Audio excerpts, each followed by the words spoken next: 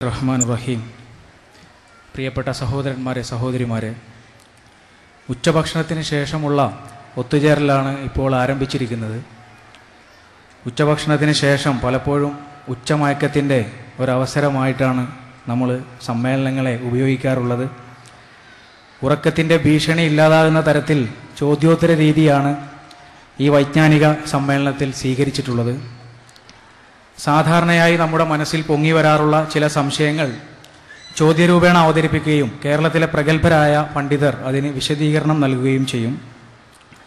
സമ്മേളന പ്രചരണാർത്ഥം എറണാകുളം ജില്ലയിലെ ജനവിഭാഗങ്ങളുമായി സംസാരിച്ചപ്പോൾ ഞങ്ങളുടെ പ്രവർത്തകർക്ക് മുന്നിൽ അവർ ഉന്നയിച്ച ചോദ്യങ്ങളിൽ നിന്ന് സംഘാടക സമിതി പ്രത്യേകം തെരഞ്ഞെടുത്തിട്ടുള്ളതാണ് ഈ ചോദ്യങ്ങൾ. മത്സരബുദ്ധിയോടെ ചില ആളുകൾ ഉത്തരം മുട്ടിക്കാനെന്ന ഭാവത്തോടെ ഞങ്ങൾക്ക് ചോദ്യം ചോദിക്കാനുള്ള തുറന്ന അവസരം ഉണ്ടാകുമോ എന്ന് അന്വേഷിക്കുകയുണ്ടായിട്ടുണ്ട്. ഈ സമ്മേളനത്തെ തന്നെ ചോദ്യം ചെയ്യലാണ് അവരുടെ ഉദ്ദേശം. ഇവിടെ കൂടിയ ഇത്രയും ജനസഞ്ചയത്തിന് ചോദ്യം ചോദിക്കാനുള്ള അവസരം നൽകുന്നത് ഒരിക്കലും പ്രായോഗികവുമല്ല. അതിനാൽ ഞങ്ങൾ അവരോട് പറഞ്ഞു, ഇത് വാദിക്കാനും ജയിക്കാനുമുള്ളതല്ല ഈ വൈജ്ഞാനിക സമ്മേളനം, മറിച്ച് അറിയാനും അറിയിക്കാനുമുള്ളതാണ്. ആ അറിയാനും അറിയിക്കാനുമുള്ള ശ്രമത്തിൻ്റെ ഭാഗമായിട്ടാണ് ഇത് സംഘടിപ്പിച്ചിട്ടുള്ളത്.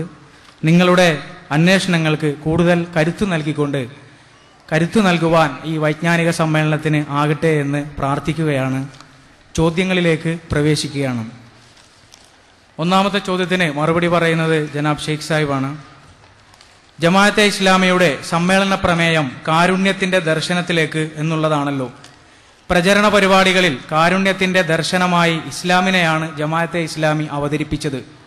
എന്നാൽ ഇസ്ലാം ഭീകരവാദമാണെന്നും തീവ്രവാദമാണെന്നുമാണ് പരക്കെയുള്ള പ്രചാരണം. ഈ പ്രചാരണങ്ങളോടുള്ള പ്രതികരണം. അസ്സലാമു അലൈക്കും വറഹ്മത്തുള്ളാഹി വബറകാതുഹു. അൽഹംദുലില്ലാഹി റബ്ബിൽ ആലമീൻ വസ്സലാത്തു വസ്സലാമു അലാ റസൂലിൽ അമീൻ വഅലാ ആലിഹി വസഹ്ബിഹി അജ്മഈൻ. ആദരണീയരായ നേതാക്കളെ, ബഹുമാന്യരായ സഹോദരീ സഹോദരന്മാരെ, ഇവിടെ ചോദ്യത്തിൽ പരാമർശിക്കപ്പെട്ട ഇസ്ലാം ഭീകരവാദമാണ്, തീവ്രവാദമാണ് എന്നത് സാമ്രാജ്യ ശക്തികളുടെ ആരോപണവും പ്രചാരണവുമാണ്.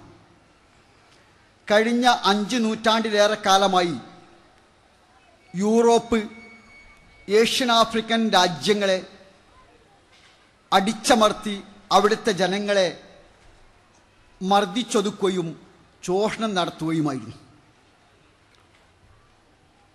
യൂറോപ്പിൻ്റെ സാമ്രാജ്യത്വ മോഹത്തെ തടഞ്ഞു നിർത്തിയിരുന്നത് ഇസ്ലാമിക രാഷ്ട്രങ്ങളും ഭരണകൂടങ്ങളുമായിരുന്നു. അതിന് നേതൃത്വപരമായ പങ്കുവഹിച്ചിരുന്ന സ്പെയിനിൻ്റെ പതനമാണ് സാമ്രാജ്യത്വ അധിനിവേശത്തിന് പശ്ചാത്തലമൊരുക്കിയത്. 1492 ഫെബ്രുവരി 1-ാം തീയതിയാണ്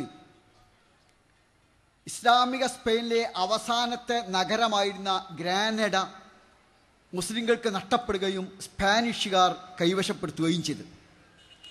അതേ വർഷം ഒക്ടോബറിലാണ് കൊളംബസ് തൻ്റെ അധിനിവേശ യാത്ര ആരംഭിച്ചത്.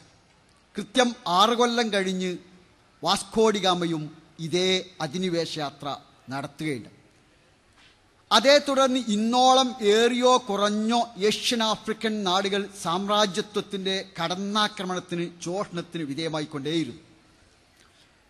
കഴിഞ്ഞ നൂറ്റാണ്ടിൻ്റെ മധ്യം വരെ പ്രത്യക്ഷ സാമ്രാജ്യത്വമാണ് നിലനിന്നിരുന്നത്. പ്രത്യക്ഷ സാമ്രാജ്യത്വത്തിന് അറുതി വന്നതോടെ പരോക്ഷ സാമ്രാജ്യത്വം അതിശക്തമായ നിലയിൽ രംഗത്ത് വരികയുണ്ടായി. ശാക്തികമായ സന്തുലിതം നിലനിന്നിരുന്ന സോവിയറ്റ് യൂണിയൻ്റെ സാന്നിധ്യമുള്ള കാലഘട്ടത്തിൽ മുഖ്യമായ ഇരയായി ഇസ്ലാം മാത്രമല്ല ഉണ്ടായിരുന്നത്, ഇസ്ലാം ഉണ്ടായിരുന്നുവെങ്കിൽ കൂടി.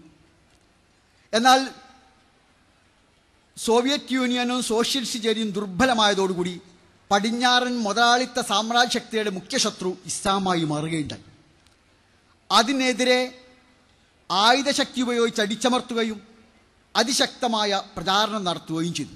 യഥാർത്ഥത്തിൽ ആരാണ് ഭീകരവാദികളും തീവ്രവാദികളുമെന്ന് പരിശോധിക്കുവാൻ ഏറെയൊന്നും പിന്നോട്ട് പോകേണ്ടതില്ല. 20-ാം നൂറ്റാണ്ടിലെ ബാക്കി പത്രം മാത്രം പരിശോധിച്ചാൽ മതി. ഒന്നാം ലോകയുദ്ധമുണ്ടായത് 20-ാം നൂറ്റാണ്ടിലാണ്. 80 ലക്ഷം ആളുകളാണ് അതിൽ കൊല്ലപ്പെട്ടത്. ആ 80 ലക്ഷം ആളുകൾ കൊല്ലപ്പെട്ട ഒന്നാം ലോകയുദ്ധത്തിന് കാരണം ഇസ്ലാമോ മുസ്ലിങ്ങളോ അല്ല.